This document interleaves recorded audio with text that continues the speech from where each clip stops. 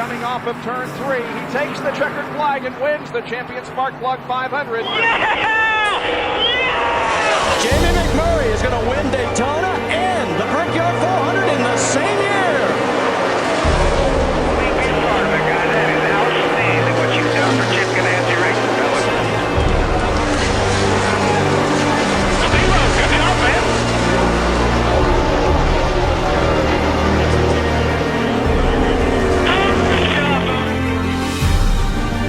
Kyle Larson's going to win in the Sprint Cup Series.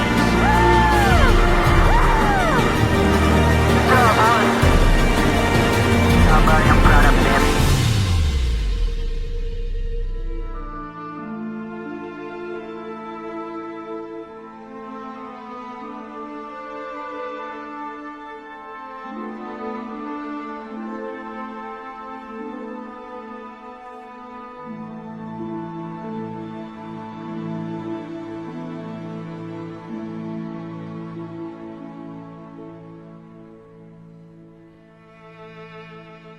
I can't believe that I'm actually sitting down to record this video, but as we approach the end of the 2021 NASCAR season, Chip Ganassi Racing is almost gone, having agreed to sell their NASCAR team to the recently founded Trackhouse Racing owned by Justin Marks, who, oddly enough, once won in a NASCAR Xfinity series for Chip Ganassi. It's also very important to note who Mark's business partner is in the ownership of Trackhouse Racing, that being Armando Christian Perez, but most would know him by his stage name, Pitbull. They currently field and operate one car in the NASCAR Cup Series, the 99 Chevrolet driven by Daniel Suarez, but it has been well documented that they have intended to be around for years to come and field competitive cars.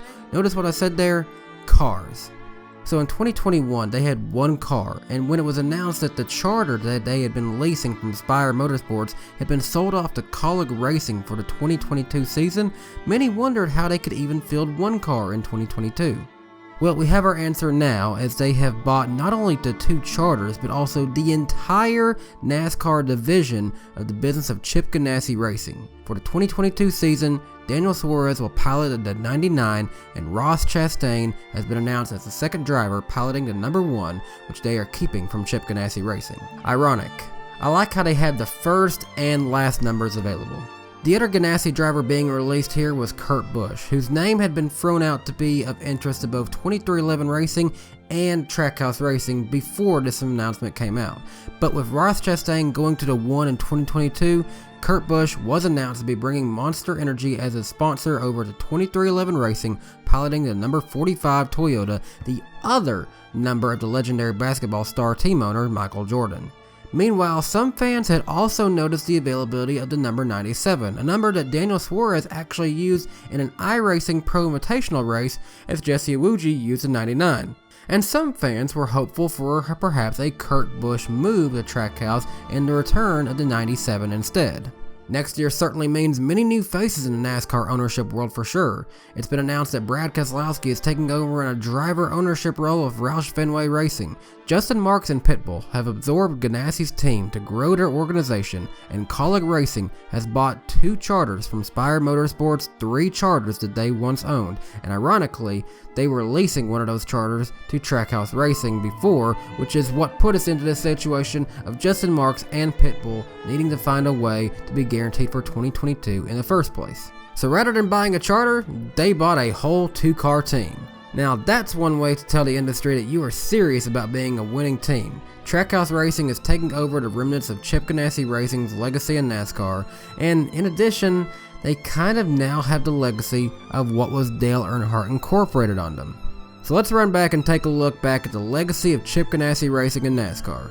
To be fair for time, we are only going to be looking at their history in the Cup Series. However, I will just say that they fielded cars in ARCA for the likes of Casey Mears, David Stremme, Reed Sorensen, Juan Pablo Montoya, Bryan Clauson, and Dario Franchitti, and they scored 17 wins here in this series between 2003 to 2008. Chip Ganassi also fielded cars in NASCAR's Xfinity series for a host of several drivers from 2004 until 2008. Then he came back into the series and started fielding cars here again in 2016 until 2018. They won 20 times at the Xfinity Series level, and some of those notable stars who won for the Xfinity program Chip Ganassi includes Jamie McMurray, Reed Sorensen, Casey Mears, Juan Pablo Montoya, Kyle Larson, who won the majority of those 20 victories, and Justin Marks, who was very ironic because, as we've discussed already in this video, he is of course taking on the legacy of this team. And then several drivers picked up their first wins during the second run of this team, including Alex Bowman, who you all know I was very happy to see win the race at Charlotte in 2017, but also Tyler Reddick won his first race of the team in 2017 at Kentucky before going on to 2 different Chevy teams to win back-to-back Xfinity Series titles in 2018 and 2019. Plus, John Hunter Nemechek won for the team in 2018, and Ross Chastain really established himself back in 2018 by coming in and doing very well in the 42 car in 2018, picking up his first win at Las Vegas Motor Speedway, and essentially he did earn a full-time opportunity with Chip Ganassi for the 2019 season. However, the unfortunate demise of DC Solar ended those plans, and he had to figure out what to do for 2019.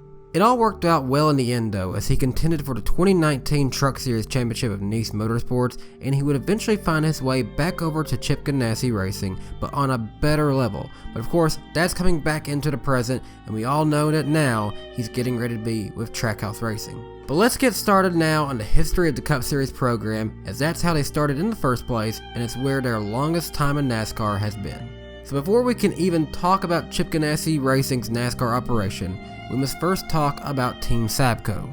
Initially in 1989, self-made millionaire Felix Sabates, a Cuban immigrant who made his fortune in the toy industry in the 1980s, established a NASCAR Cup Series racing team after purchasing a research and development team from Hendrick Motorsports. The team made their debut at Atlanta Motor Speedway with Kyle Petty behind the wheel of the number 42 Peak Pontiac. Kyle Petty was of course the son of the king, Richard Petty, but he was trying to make his own name in the sport. He'd go on to finish 4th place in the team's first outing at Atlanta, and Petty would go on to make 18 starts afterwards on a limited time basis for the team during the 1989 season, but they were fairly competitive, scoring 1 top 5 and 5 top 10s in their first season in NASCAR, and for 1990, the team would go racing full time. The 1990 season would prove very well for Petty as he finished 11th in the 1990 standings, and he would pick up the team's first victory in the 3rd race of the 1990 season at Rockingham. By 1991, a familiar look would come onto the 42 as Mello Yello was signed on to be the primary sponsor of the number 42 car for the 1991 season with Petty. This would become a very iconic look for the SABCO Racing number 42 car, and later, this look would be duplicated by Ganassi's driver to 42, Kyle Larson, in the throwback race at Darlington. Petty would go on to pick up a win in the 1991 season, that coming once again in the 3rd race of the season at Rockingham. However, at race number 9 of the season, Petty would be injured in a crash at Talladega Superspeedway, and thus SABCO would need to fill Kyle's seat for the next 11 races while Petty was out of action. Bobby Hillin Jr., Tommy Kendall, and Kenny Wallace would all pilot the number 42 car in different races during this time. However, none of them would do quite as well as Petty could perform in this ride. Petty would return and finish out the remainder of the 1991 season, and afterwards he'd continue to pilot number 42 for the next few years. One of his more notable races after this was the 1992 All-Star race.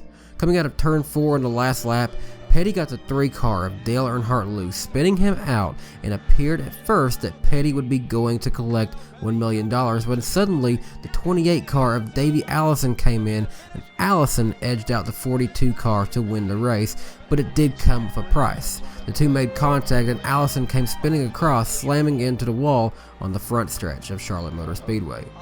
Allison would be hurt fairly good in this crash, but he would return to the wheel afterwards. As for Petty, he won 4 more times between 1992 and 1995, finishing 5th in the standings in 1992 and 1993, but after 1995, it seemed as though Petty was regressing, and he would later split from SABCO Racing following the 1996 season. Meanwhile, stepping back to 1993, SABCO became a multi-car operation when they added in the number 40 car driven by Kenny Wallace during the 1993 season with sponsorship from vacuum manufacturer Dirt Devil.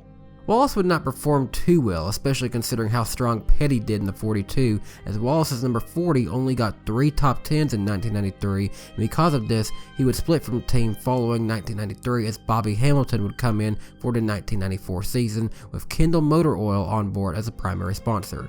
Keep in mind, towards the end of the year, Sabates actually sold the 40 car over to Dick Brooks, but after an abysmal 1995 season with the likes of Rich Bickle, Greg Sachs, and Shane Hall driving the 40 car, Brooks decided it was best to halt his race operations and sell the 40 car team back over to Felix Sabates. By the time 1997 rolled around, Mello Yello had left the 42 car and Coors Light beer had come on board the 42 car. But when Kyle Petty departed the team, Coors Light was moved over to the number 40 car, which would later go on to become an iconic look for Chip Ganassi's racing team. But in that 1997 season, rookie driver at that time, Robby Gordon, was brought in to pilot the number 40, and Joe Nemechek would be driving the number 42 car, and the team had made a switch from Pontiac to Chevrolet. The team would also field Wally Dallenbach in 22 races in their third car, the number 46, with funding from First Union as their sponsor. As for Robby Gordon, he'd suffer some major burns while competing in the 1997 Indy 500, and this would require him to sit out a good portion of the season. While he did record a pole award at Atlanta Motor Speedway early in the year and he picked up a top 5 at Watkins Glen, it was apparent that this was not the best relationship for either parties, and Gordon was released later in the season with Greg Sachs fulfilling the remainder of the 40 car schedule in 1997. In 2007, Felix Sabates would go on to refer to Robby Gordon's hiring as simply a mistake, but Gordon argues that Sabates was too focused on making money than improving the team. Well, despite this, I'd argue the team did slowly get better, and perhaps in time, Sabates' quest to make the team money kept the team alive and going strong, but we'll get to that in a minute. As for Joe Nemechek, I guess you could say he kept his nose clean enough in 1997, as Front Row Joe scored 2 pole awards that season and recorded 3 top 10s in the 42 car. Nemechek would return to the 42 car for the next 2 seasons, while 2-time Daytona 500 champion Sterling Marlin would take over the number 40 Coors Light Chevy in 1998 and would remain there for at least the next 3 seasons of SABCO, where he'd built a fairly iconic career in this ride. Between 1998 to 2000, Marlin scored 16 top 10s and 4 top 5 finishes, but his best days are still not there just yet. We will discuss that more soon enough. SABCO would also continue to field the number 46 car as well until 1999, however there was never a set full-time driver in this car over the years. As for Joe Nemechek, he would nab SABCO Racing's last victory in NASCAR during the 1999 season at New Hampshire. As great as a moment as that was, it is mired in sad thoughts, as while nobody knew it at that time that it would be their last win under the SABCO name, it would be an entirely opposite feeling at that same track 1 year later. In 2000, SABCO was just going to enter the Coors Light number 40 car of Sterling Marlin until they would sign former Cup Series Rookie of the Year Kenny Irwin Jr. Marlin would score 7 top 10s and 1 top 5 in 2000, while Irwin Jr. had 1 top 5 run in 2000, but when we came back to New Hampshire 1 year removed from Joe Nemechek's victory in the 42, Kenny Irwin Jr. was killed in a tragic crash during practice. The result of his death, in addition to the deaths of Adam Petty and Dale Earnhardt Sr., would help further lead to the need for NASCAR to further develop enhanced safety features for its racing facilities and cars. SABCO would take just 1 week off of the 42 car team following this, only fielding Marlin the next race, and then afterwards they would stop using the number 42 and renumber to the 01 with Ted Musgrave primarily behind the wheel throughout the remainder of the 2000 season. Then in 2001, everything changed when Felix Sabates made the decision to sell 80% of his NASCAR racing team to Chip Ganassi, a wealthy businessman who had already created iconic racing teams in the world of IndyCar racing. The team would hence thereafter be known as Chip Ganassi Racing with Felix Sabates. That same year, a new manufacturer entered NASCAR, or I guess returned into NASCAR, as Dodge made the jump, attracting a few new teams when they entered, including the team owned by Ray Evernham, in addition to its newly rebranded Chip Ganassi Racing, also picking up Penske Racing only a few short years later. From the get-go, they seemed very competitive, but especially that number 40 car of Sterling Marlin. And that fresh silver bullet Coors Light look on the number 40 car made that Dodge become an iconic car out on the track. Meanwhile, Jason Leffler would also pilot the 01 Singular Wireless Dodge for one season. Leffler would score just one top 10 in 2001, and with his sponsor Singular Wireless jumping ship to Richard Childress Racing in 2002, Leffler only ran one season with the team, and even then it was not for the full 36 races either. As for Sterling Marlin, well, there's no other way around this, but the opening of the 2001 season was mired in controversy to start off the year. In the 2001 Daytona 500, it is already well known and documented of the tragedy from within DEI. Miracles of a long-lived career finally coming to fruition for one Michael Waltrip would be demised in heartaches and sadness for the organization when it was found out that Dale Earnhardt did not survive the crash in the final lap of the 2001 Daytona 500. But what often gets overlooked in this was Sterling Marlin's spot in that tragedy. You know, we often hear from Michael Waltrip and Dale Jr.'s perspective, and even the perspective of Ken Schrader, who was the car that came to rest with Dale Earnhardt's car after the collision, but one guy I feel we haven't heard much from was Sterling Marlin.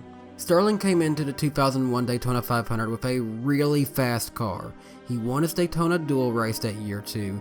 In fact, in 2001 and 2002, Marlin's 40 team was definite contenders in both of those races. At certain points in that race, it was noted how aggressive that Marlin was racing Earnhardt, who was blocking for the two cars he owned. But on the last lap of the Daytona 500, the 40 car and the 3 car made contact, and thus the resulting crash occurred. What often gets overlooked from this though is the resentment and hatred received towards Marlin after that. He was blamed by many fans of the death of Dale Earnhardt. Many even sent hate mail and even death threats towards Sterling Marlin. To say that a lot of NASCAR fans felt some sort of disdain to the new Chip Ganassi racing team and their driver would definitely be an understatement, but things did eventually cool off when Dale Earnhardt Jr. and Michael Waltrip came to the defense of Sterling Marlin, stating that they felt no ill will towards Marlin and they encouraged anyone wishing death on Marlin to stop. As for the rest of the 2001 season, the 40 car took off, with Marlin scoring one pole award in the 2001 Pepsi 400, but once again, we all know who would end up winning that race. Marlin would pick up 20 top 10s in 2001, and 12 of those were top 5s. He scored a team their first victory at Michigan in 2001, but that would come via rain hitting the speedway. But later in the year at Charlotte Motor Speedway, he drove his way to victory lane for the team's second win, and perhaps what felt like their first true win. Sterling Marlin would go on to finish the 2001 season third in the Winston Cup point standings. As for 2002, the 40 car team came back stronger than ever. Although their chances to win the Daytona 500 were derailed by Marlin stepping out of his car to inspect for damage during a red flag, the 40 car of Sterling Marlin took off that season. It was kind of back to business from where they left off in 2001, with Marlin leading the point standings for most of the start of 2002 with 2 victories, 8 top 5s, and 14 top 10s. Things were going well for Marlin, but the other Ganassi entry, the new number 41 of Jimmy Spencer with new sponsor Target, well, he was certainly making himself known by ways of run-ins with the young hotshot Kurt Busch. All things considered, Spencer did fair in his one season with Ganassi with 6 top 10s and 2 top 5s. However, he was not comparable to Sterling Marlin in 2002, or at least not until the 29th race of the season. At Kansas late in the 2002 season, Sterling Marlin was injured in a crash and he would not return for the rest of the 2002 season. Mike Bliss would take his place in the 40 car one time at Martinsville. Meanwhile, young Jamie McMurray got the call to drive the 40 car 6 times for the remainder of the 2002 season. Well, little Jamie delivered on the momentum that 40 car had in the 2002 season at Charlotte Motor Speedway, beating out 2000 Cup Series champion Bobby Labonte. The big first win came in only McMurray's second Cup Series start, and things looked promising for Ganassi's latest hire, at least until nothing was looking promising. In 2003, Sterling Marlin returned to the 40, McMurray brought back SABCO's number 42, and Casey Mears replaced Jimmy Spencer in a 41. This would be the primary driver lineup for the next few seasons, at least until 2005, in addition to Scott Pruitt, Reed Sorensen, and David Stremme making one-off starts in a 4th number 39 Ganassi car. As for Sterling Marlin, he never came back to winning form, finishing only as high as 18th in the standings between 2003 to 2005, and he would never visit victory lane again. As for Jamie McMurray, while he never won in this time frame, 2004 and even 2005 were exceptionally good seasons for Jamie McMurray. While he barely missed the 2004 chase for the Cup, that was such a great year for him. 23 top 10s and 9 top 5s, a season any driver could ask for without a victory. 2005 brought in 10 top 10s and 4 top 5s with 1 pole award.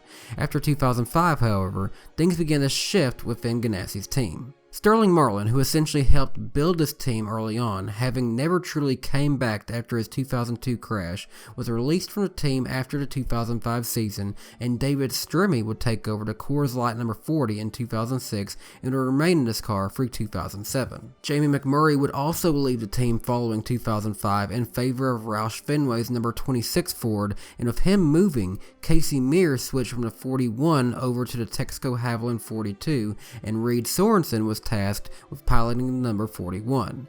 Once again, things weren't the same with Ganassi going winless since 2002 through 2006. Then in 2007, they made a great decision. Veteran open-wheel racer Juan Pablo Montoya made his transition into stock car racing and was ready for NASCAR Cup Series action full-time and especially on road courses.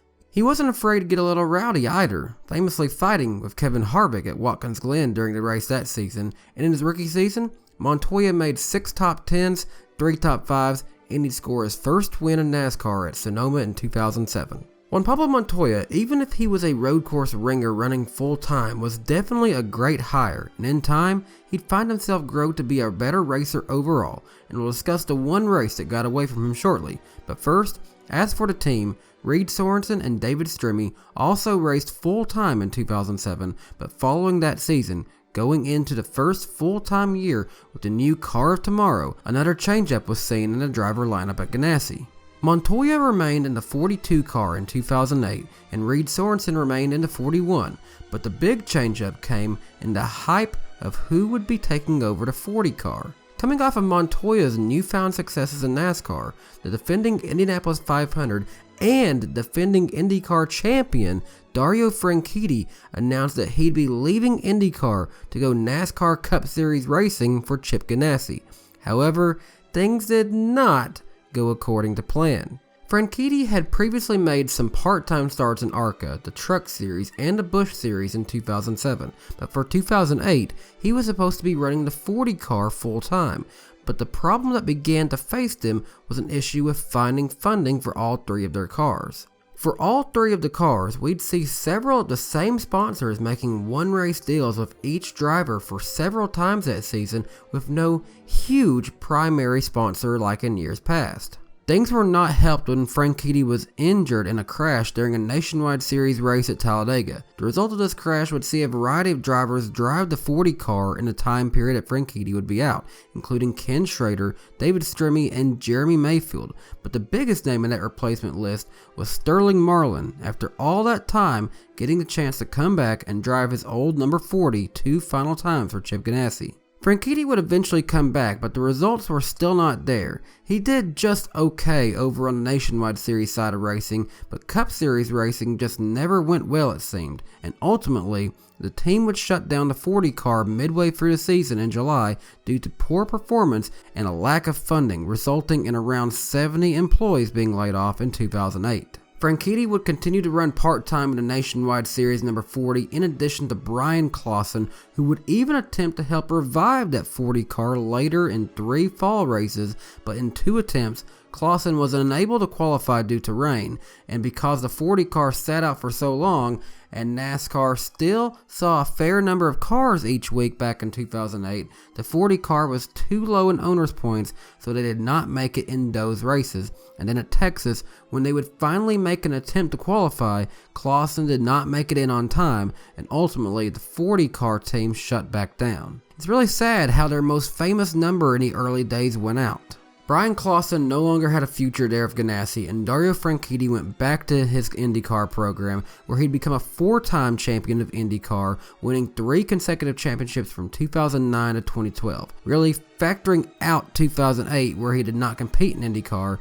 Dario won 4 consecutive championships. He also would win 2 more Indy 500s, one in 2010 and one in 2012, putting his name in the 3-time Winners Club. And just when it seemed obvious where he belonged, a crash in 2013 derailed his career forever, but today, Dario works with Ganassi's IndyCar program in a leadership and mentoring role. But going back to post-2008, honestly, aside from Juan Pablo Montoya's 2007 win, Ganassi at that point seemed as though they should have been looking to sell their NASCAR team back then.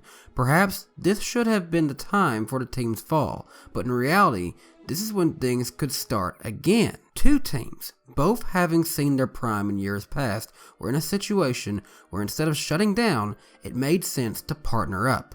Ganassi was willing to leave Dodge and make the move in of Teresa Earnhardt, who was willing to no longer be the sole provider for her late husband's NASCAR team, having lost Dale Earnhardt Jr. to Hendrick Motorsports in 2008. Ganassi Racing with Felix Sabates merged in with Dale Earnhardt Incorporated to become Earnhardt Ganassi Racing with Felix Sabates, with Sabates still being a co-owner at this time. Going into the 2009 season, the team would be set up to field at least 2 full-time cars, with Martin Truex Jr. keeping the number 1 from DEI with support from Bass Pro Shop staying with the team, as well as Juan Pablo Montoya now piloting the number 42 Target Chevrolet. In addition, the team would attempt to run a third car with Eric Almirola piloting the number 8 Chevy, but after the first 7 starts, the finishes and the funding was not there to continue these efforts, and Eric Almirola was released from the team. However, as for the other two, things were solid. Martin Truex Jr. scored 3 pole awards, including the pole award for the 2009 Daytona 500.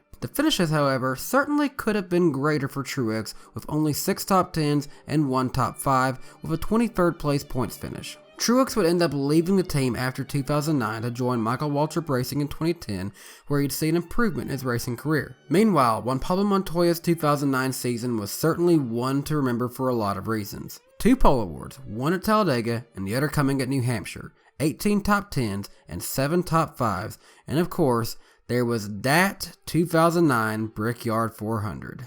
With a great qualifying run starting second, it wouldn't take long for the 42 of Juan Pablo Montoya to find the lead, and he would prove that his car was fast enough to stay there for a while, as he was high in the weekend's practice times too. Also, they were rocking a truly special paint scheme as a throwback to Juan Pablo's 2000 Indy 500 winning car. It all felt as though this would be Juan Pablo's crowning moment on a truly great season of racing. That was until everything came crashing down for Juan Pablo after doing everything he could to spank the field. He did everything right. He was clearly going to win that race. But with 36 laps to go, on what appeared to be a perfectly normal final pit stop of the day in the Brickyard 400, NASCAR said that he was speeding, and this was highly contested by Juan Pablo. They said that he was just barely over the limit in 2 sections. Juan said, and to quote, "Thank you, NASCAR, for screwing my day. We had this in the bag, and they screw us because I was not speeding." He said that he would swear on his wife and kid's life that he was not speeding. He did come in and take a pass-through penalty for this, and he did not speed the second time, but then an expired motor for Dale Earnhardt Jr. would provide a crucial caution for Juan Pablo Montoya to not go a lap down. This gave him a chance to pit for fresh tires along with the rest of the field, but Juan never came back the same after that moment. Juan Pablo Montoya wouldn't even finish in the top 10, as he would finish 11th in a race that he honestly truly should have won, and Jimmy Johnson would add on to his list of Indianapolis Motor Speedway wins. Now, he would still make the chase for the Sprint Cup in 2009, and he would finish a solid 8th place in the standings that year. Then, as we went to 2010, things were reset once more as Ganassi welcomed back in a familiar face in Jamie McMurray. McMurray took over the number 1 car with Bass Pro Shop set to be a major sponsor for the team, and Juan Pablo Montoya once again would drive the number 42 Chevrolet. This was the best season from Ganassi's team as a whole since its inception at that point. Jamie McMurray started all off by winning the Daytona 500 in 2010, which was such an incredible moment, but it didn't stop there. McMurray was asked what he'd do after winning the Great American Race. His response was that he and his family would go to McDonald's and have a Big Mac, and that caught the eyes of the folks at McDonald's. So the next week, McDonald's, who was not on the 1 car at Daytona, was now on the 1 the following race. Jamie Mack was now partnered with the maker of the Big Mac. And it didn't stop there either. McMurray would get 4 pole awards in 2010, while Juan Pablo Montoya would pick up 3 pole awards. McMurray scored 12 top 10s, Montoya picked up 14 top 10s. McMurray had 9 top 5s, while Montoya had 6 top 5s. and they got redemption from Indy the year before, but not from who you might expect. Juan Pablo Montoya got the pole for the Brickyard 400 in 2010, and McMurray qualified 4th. However, Montoya was involved in a crash during the race, while Jamie McMurray would go on to pick up his second win of the season, scoring wins in 2 of the Crown Jewel races in 2010. He'd go on to pick up a third win later in the year at Charlotte in the fall of 2010. Meanwhile, Montoya would win at Watkins Glen in 2010, marking his first win at the New York road course, and it was his second win of his NASCAR Cup Series career. However, as things would turn out, it would be his final win of his NASCAR career as well. As good as their season sounds on paper, when they weren't doing well, they were probably lucky to finish races, and both drivers missed the 2010 chase for the Sprint Cup, with McMurray finishing 14th in the standings and Montoya finishing 17th. A lot of people credit McMurray and Montoya's 2010 seasons as being part of the reason of NASCAR adopting the win and you're in playoff system that we see today, and for good reasons. Both drivers had a great year, but in the end it almost didn't matter. After 2010 though, things regressed once more, with both drivers scoring no more than 9 top 10s in one season and no more than 4 top 5s too. In 2012, the year where Montoya famously crashed into a jet dryer during the Daytona 500, McMurray scored 3 top 10s and Montoya recorded 2 top 10s, and neither driver scored a top 5 that season, with both finishing 21st and 22nd in the standings that year, and what was definitely one of their lowest points after being on a high only a few short years ago. Then, in 2013, with the introduction of the Gen 6 race car, we saw a slight improvement from 2012, and McMurray would also score another win coming in the fall race at Talladega in a special edition Auburn University car. As things would turn out, after the 2014 season, the team would drop the Earnhardt name from their team organization, and the number font of the 1 and 42 cars would also change to no longer resemble the Earnhardt Ganassi team, and it was revealed that Teresa Earnhardt had never really been a key part of the team since the 2009 merger, so it was best to end all the ties from DEI at that point. So essentially, it was the final nail in the coffin for what was once Dale Earnhardt Incorporated. Also in 2014, Juan Pablo Montoya was released from the team in favor of a young rising star, Kyle Larson, and while it took him time to find victory lane, little did they know that they had brought in a future star for the team, or so they had hoped. We'll get there. In 2014, while McMurray would never win a regular season race again, he would manage to win the 2014 All-Star race at Charlotte Motor Speedway, which was once again another huge race to add to his resume of accomplishments. For whatever reason, while he didn't win often, most of McMurray's wins in his career were usually big wins. Time would pass at Ganassi and McMurray's performances would decrease, but he'd still make the Cup Series playoffs 3 times under the format initiated in 2014. But Kyle Larson would find more success, picking up his first win in 2016 at Michigan International Speedway. It would be his only win of 2016, but in 2017, Kyle Larson would give Ganassi Racing with Felix Sabates their best season ever from one driver. 3 pole awards, 20 top 10s with 15 top 5s, and 4 victories.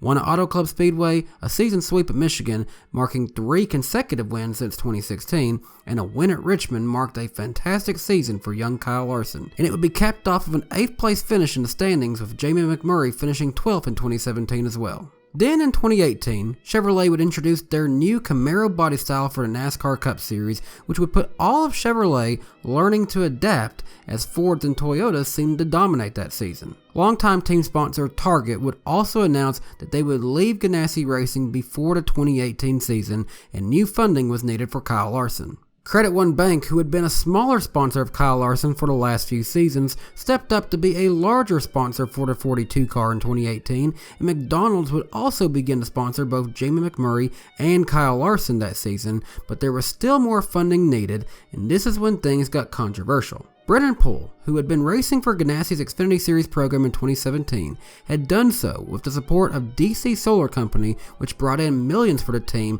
in years prior. Brennan Poole was then released from the team following the 2017 season, but the sponsorship remained with Ganassi, which led to Brennan Poole filing a lawsuit against Ganassi Racing in addition to Spire Sports and Entertainment Agency, claiming that the two parties illegally conspired to take the DC Solar sponsorship, which Poole had originally helped bring into the Xfinity Series program in the first place, in order to move it to Kyle Larson's Cup Series program, in addition to Xfinity Series starts with the 42 car, seeing drivers like Kyle Larson and Ross Chastain taking the wheel of that car. Poole claimed that Spire illegally and fraudulently misrepresented the cost of several teams to DC Solar, in which Poole was looking to race for, including Junior Motorsports and Richard Childress Racing. This resulted, according to Poole's claims, that Spire conspired essentially to misinform DC Solar of the price of their options with Brennan Poole for the next few years, in order to present a more cost-effective option with Ganassi, which would give them more exposure by being on board with Larson in the Cup Series and others in the Xfinity Series. The lawyers representing Spire and Ganassi said that Brennan Poole had no contract with DC Solar exclusively, and that DC Solar simply chose to move their funding to other parts of Chip Ganassi, but that Poole was not tied into that deal exclusively. Chip Ganassi Racing ultimately would come out ahead in this case, and they simply regret that Brennan Poole refused to accept that his 3-year run with the team and DC Solar had come to an end, not because of a plot against him, but because he had never won for the team, despite having the advantage of some of the best equipment at that level. Kyle Larson would continue to sport the DC Solar colors throughout the rest of the 2018 season, but he would not find a gate to victory lane in the Cup Series in 2018, and neither did Jamie McMurray, who would be released from Chip Ganassi Racing only to race one more time in the 40 car for Chip Ganassi Racing and Spire Motorsports in the 2019 Daytona 500. He'd of course return in the 2021 Daytona 500 driving for Spire Motorsports number 77, but this would be more of his last run with Chip Ganassi's team. Taking over the one would be Kurt Busch, bringing over funding for Monster Energy Drink, and McDonald's would step up in a larger way with Kyle Larson, but more DC Solar drama. They were all on board to fund Ross Chastain in a big way for the 2019 Xfinity Series season, as well as Kyle Larson again part-time in the NASCAR Cup Series, until the FBI raided the company in December of 2018 amidst allegations of a Ponzi scheme, ultimately leading to the company filing for Chapter 11 bankruptcy. As you can imagine, the company was no more very fast, and neither was their funding to Chip Ganassi Racing. This would not hurt Larson and the Cup Series program too bad, as they were able to get more commitment from McDonald's and Credit One, in addition to other new sponsors, but who this really hurt was Ross Chastain. He had just gotten his big break and chance to shine, and then with no primary funding, Chip Ganassi Racing closed down their entire Xfinity program before the 2019 season, and Ross Chastain went back to JD Motorsports briefly before transitioning and redeclaring points for the NASCAR Camping World Truck Series with Niece Motorsports, where he won a lot of races and very nearly won the 2019 Truck Series Championship. As for the Cup Series side of things, both Busch and Larson found victory lane in 2019, the first season that both full-time Ganassi drivers had won a single season since McMurray and Montoya did so in 2010. Kurt Busch withstood the challenge from younger brother Kyle to win at Kentucky Speedway after coming up short to Kyle Busch earlier in the year at Bristol Motor Speedway. As for Larson, he won the 2019 All-Star race at Charlotte Motor Speedway, the last time the race has been held in NASCAR's hometown, and while he wouldn't win in the regular season, he'd score his 6th career win and final with Chip Ganassi Racing in the fall 2019 race at Dover. Now, one thing that I had not touched on was how strong Larson was between 2017 to 2019 in the final race of the season at Homestead Miami Speedway. Almost all of those years, he was right within range of the championship contenders with the best views of the battles, but Chip Ganassi Racing just could never get him to the big game, and he was never in the Final Four with them. He always seemed to be eliminated just before the finale in Miami, but if he had made it there, perhaps he could have been a champion. Perhaps he held back out of respect to the contenders. Because of this, people began speculating going into the 2020 season if Larson would take his talents elsewhere after that year in search of the best opportunity to not only run and win dirt races part-time, but also the best chance to win a lot of races and win a championship in NASCAR. And when Jimmy Johnson announced he would retire following the 2020 season to pursue a future in IndyCar racing, a lot of people believed that Kyle Larson would be the guy to take over for the 7-time champion, at least until the spring of 2020. The COVID-19 pandemic broke out in March of 2020, and after only 4 races in the season, NASCAR told everyone to stay at home for a while and get comfy, because they and the rest of the world were going to try and hide and wait this one out. But we became bored, so the folks at NASCAR, Fox, and iRacing came up with a great idea. Let's do some shorter and fun races on iRacing with the production crew socially distant in Charlotte and drivers racing comfortably at home on their personal simulator rigs, and things went well at first for the first race of the season. But when fellow NASCAR racer Landon Castle, who is an avid supporter of sim racing, helped organize a large-scale sim racing event on iRacing, inviting real drivers, streamers, professional iRacing sim racers, and more to participate, things all fell apart in an instant for Kyle Larson. Several streamers were participating in practice for the big race when Kyle Larson was appearing to have issues with his microphone setup. When suddenly, thinking he was talking privately to a friend who would be spotting for Larson virtually, Larson used a racial slur, essentially from what I can only imagine seemed like a joke at the time to get his friend's attention. Well, that message was heard live by several streamers, and the reactions made Larson well aware, with Anthony Alfredo saying, "Kyle, you're talking to everyone there, bud." The next day, as this happened late at night, it began being reported that Kyle Larson had used the N-word,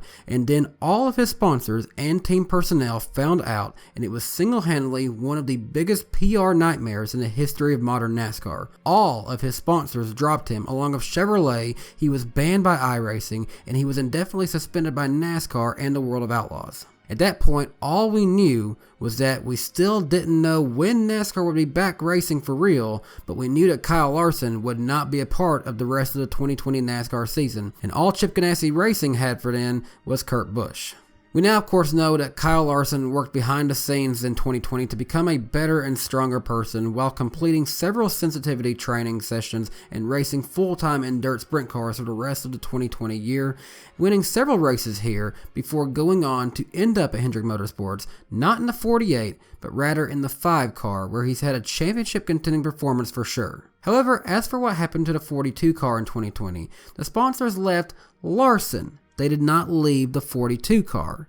Now, you would have thought that perhaps Ross Chastain would have been the perfect candidate. After all, pre-COVID and during COVID virtually, he was filling in the 6 car for Roush Fenway Racing, while Ryan Newman healed from injuries following the 2020 Daytona 500. And with Newman coming back after the COVID break, as well as Chastain's opportunity having been taken away for 2019, perhaps a Cup Series opportunity could have been perfect for Chastain and Ganassi. Perhaps it would have been had the circumstances been any different, but Chastain was already busy driving in the Xfinity Series full-time for Colleague Racing's number 10 car. Instead of seeing a former fill-in Roush Fenway driver taking over the 42 car, Ganassi reached out to the services of a former full-time Roush Fenway driver. Unfortunately, he said no.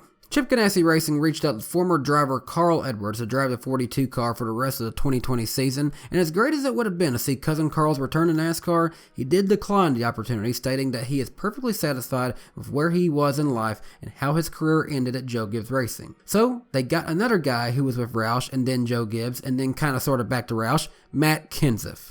The 2003 season champion, notoriously to a lot of fans, had what should have been his final season overshadowed by the retirement of Dale Earnhardt Jr., and to many people, they didn't understand why Matt Kenseth had to retire after 2017, as he was still winning in 2017. Nevertheless, he was replaced by Eric Jones in 2018, and midway through the 2018 season, Kenseth came in part-time along with Trevor Bayne for the remainder of the 2018 season with Roush Fenway's number 6 car, only to not race in NASCAR in 2019.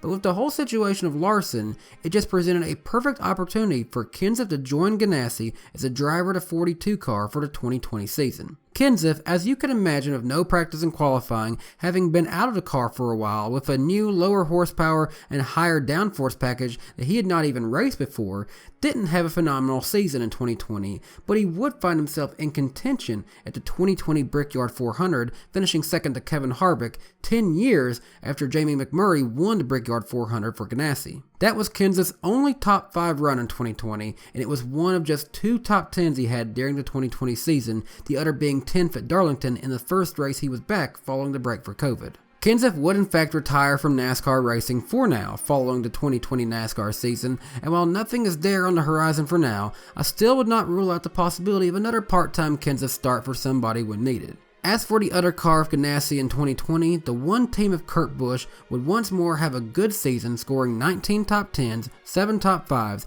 and in a fall race at Las Vegas, he'd find his way to get that inevitable one Kurt win a year that he has been able to do since 2014, picking up 1 win every year since then, with the exception of 2 victories in the 2015 season. Oddly enough, all of these wins had came from different tracks, so year after year, you had to ask yourself, which track will it be this time, Kurt?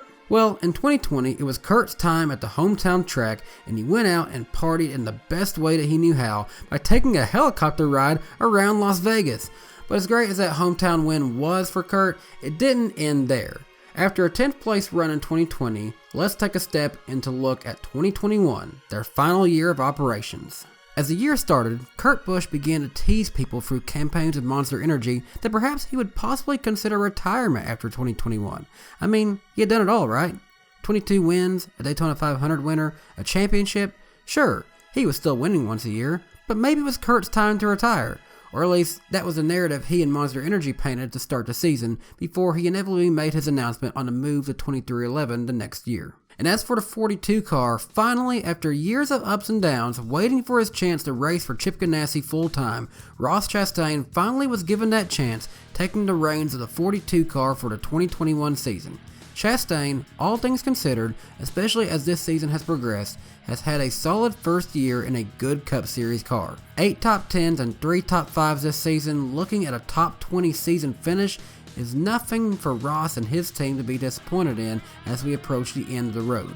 And as for Kurt Busch, well, I did say he always got that trademarked one win a year, and for the second time I can say I was there for that, as he was able to hold off and beat brother Kyle Busch in the second Atlanta race of the year in what will be Atlanta's final race on their old track configuration. And while the season is not over yet, this could have possibly been Ganassi Racing's final victory in NASCAR, and if it was, I'm happy to say that I was there for their last win in NASCAR. With Kurt Busch being eliminated from the first round of the 2021 playoffs, it appears as though the book is already closing on Ganassi's time in NASCAR, with several employees already having found new homes, like friend of the Danny B Talks channel Elijah Burke, who has since transferred in of Roush Fenway's PR and digital team. It was a run that spanned many seasons through different names: SABCO Racing, Ganassi Racing with Felix Sabates, Earnhardt Ganassi Racing with Felix Sabates, and simply Chip Ganassi Racing. No matter the name, or whether it was in the good times or the low times, it is truly one of those unique rise and fall stories in NASCAR that will be one to remember forever. Thanks for watching the rise and fall of Chip Ganassi Racing. If you're new to my channel, be sure to hit subscribe and drop a like on the video, as it really helps my channel grow in the YouTube algorithm, in order to continue bringing videos like this in the future. Now, what will the future hold for the legacy of Chip Ganassi Racing with Trackhouse Racing? We'll just have to find out in 2022. I've uploaded this on the day of the championship race, so enjoy the race, and let's see if that young prodigy from Chip Ganassi Racing, Kyle Larson, can cap off this season with a championship. Bye guys. Hey race fans, thanks for watching this video from Danny B Talks. If you're new to my channel, please be sure to hit subscribe and click the notification bell so you never miss another video from my channel.